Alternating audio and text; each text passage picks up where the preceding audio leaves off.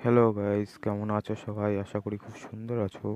আজ দেখো আমি যে অ্যালবামের যে ব্যাগগুলো হয়, অ্যালবাম রাখার ব্যাগগুলো দেখুন বন্ধুরা, কত সুন্দর দেখতে লাগছে।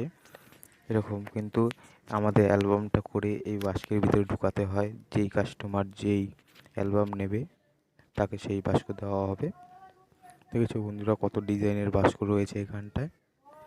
এরকম ভিডিও যদি আপনারা দেখতে চান অবশ্যই চ্যানেলটাকে সাবস্ক্রাইব করবেন। দেখুন বন্ধুরা, কত সুন্দর বাস্ক।